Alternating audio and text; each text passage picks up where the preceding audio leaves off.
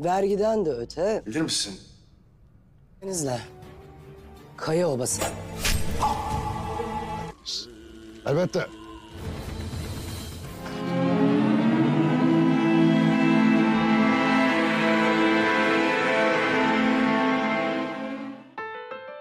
SNBK terus melanjutkan permainannya. Kali ini berpura-pura menyelamatkan Fatma bersama suku Kayinya dari serangan ulugan.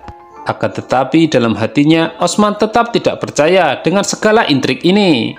Di samping itu SNBK terus merayu Osman agar mereka bisa menjadi saudara. Dia tidak perlu membayar pajak dengan konsekuensi Fatma Hatun menjadi menantunya. Jawaban akan ditunggu ketika buka puasa nanti. Lagi pula Osman masih memiliki 1 hari lagi untuk memikirkan. Di sisi lain, permainan Sofia yang ingin membunuh Bala Hatun ternyata terpatahkan dengan kedatangan Gonca dan Aladin. Sementara itu, SNBK ingin menemui ulugan. Para prajuritnya disuruh memblokir jalan. Padahal Osman dan bala tentaranya terus membuntuti, ingin tahu permainan apa selanjutnya. Langkah pertama, mereka harus membuka blokade jalan yang ditunggangi Noker Mongol. Bala Hatun terus mengejar Sofia yang kabur bersama Hristo. Dan kesempatan semakin mengecil setelah Sofia bisa mencapai kudanya.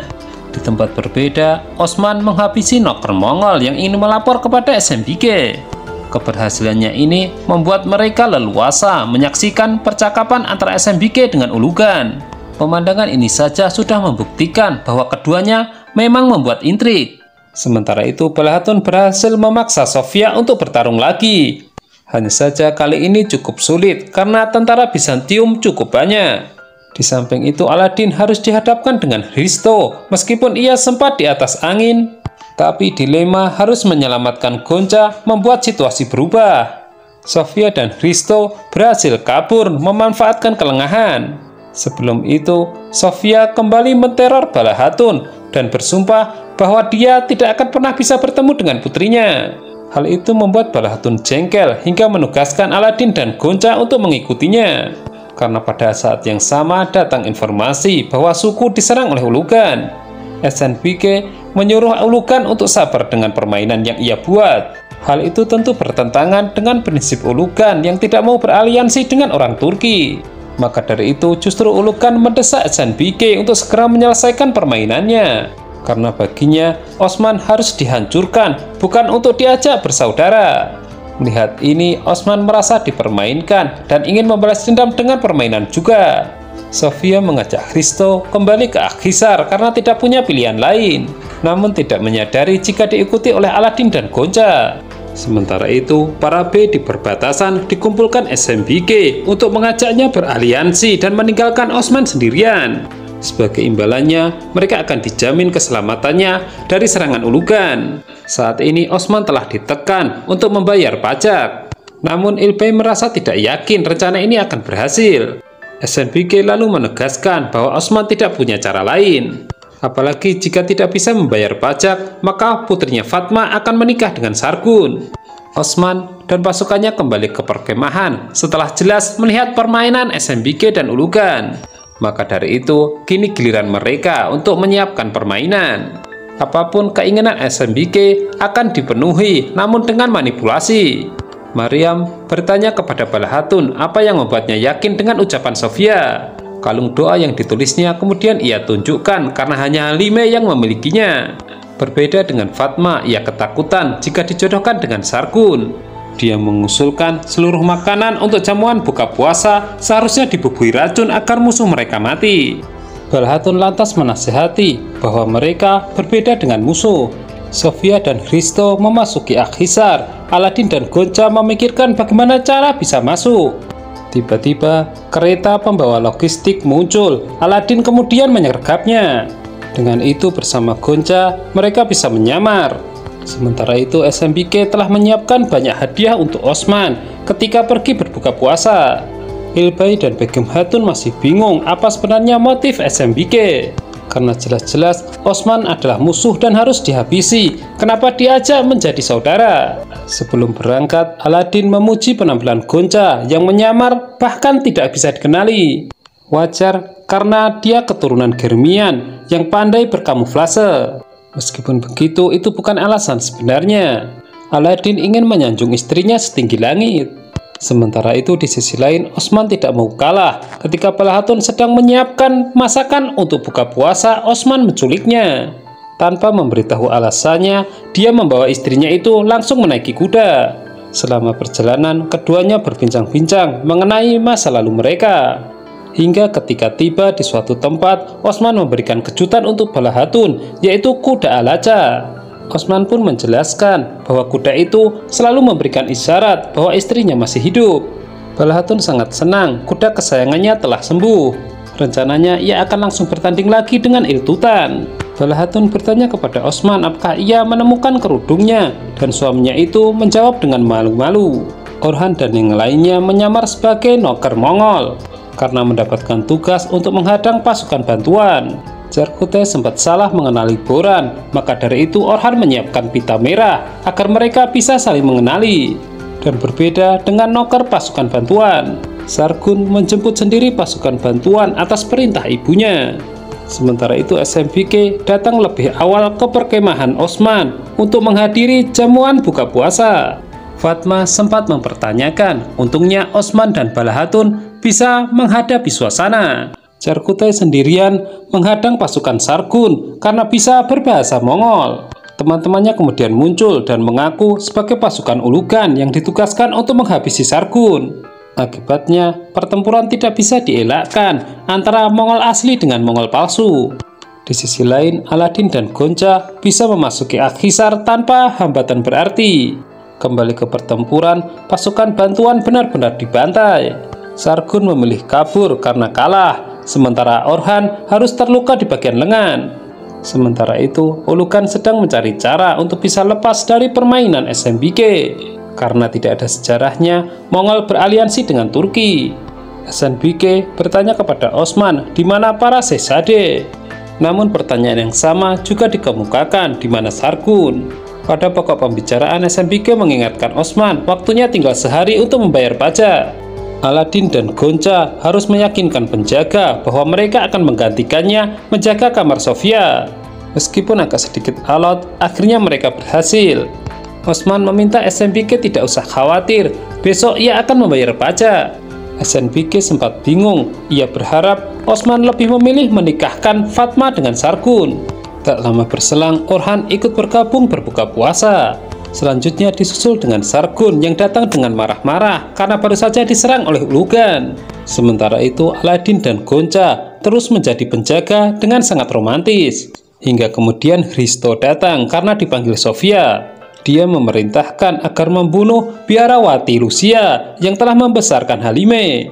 Aladin dan Gonca tentu saja mendengarkan percakapan ini. Osman memberikan isyarat kepada Orhan untuk menutupi lukanya yang mengeluarkan darah. Ia lantas berbasa-basi kepada SMBK betapa bahayanya Ulugan. Sargun melihat Orhan terlihat kelelahan, akan tetapi dia tidak tahu telah jatuh pada permainan Osman. Ketika SMBK meminta pertanggungjawaban Ulugan, dia membantah karena bukan pelakunya. Hatun itu justru diberitahu ketika ia tengah makan buka puasa, Osman melakukan sesuatu di belakang. Alih-alih mendengarkan saran dari Ulugan, SMBK tetap pada permainannya. Karena besok batas akhir pembayaran pajak untuk Osman. Sementara itu, Osman mengumpulkan orang-orangnya. Ia berniat mengumpulkan emas, karena ia tidak mungkin menikahkan putrinya dengan orang Mongol. Nah, mengenai dari mana mereka bisa mendapatkan emas, itu yang sedang dipikirkan. Osman lantas memerintahkan Ayasbe membawa peti-peti ke perbatasan Karacahisar. Tak lama berselang, datang surat dari Aladin memberitahukan bahwa Sofia memburu biarawati yang memelihara Harime. Maryam menemui Balahatun. Saat itu dia tengah berdoa. Dan ketika Balahatun mengenakan kerudung, Maryam teringat akan ibunya. Sepintas ingatannya muncul. Saat itu seorang ibu tengah menyuapinya. Kata-kata yang terucap mirip yang dikatakan Balahatun. Spontan Maryam memanggil Balahatun dengan sebutan ibu, lalu hampir pingsan. Ulugan Hatun kemudian dipanggil untuk menjaga Maryam.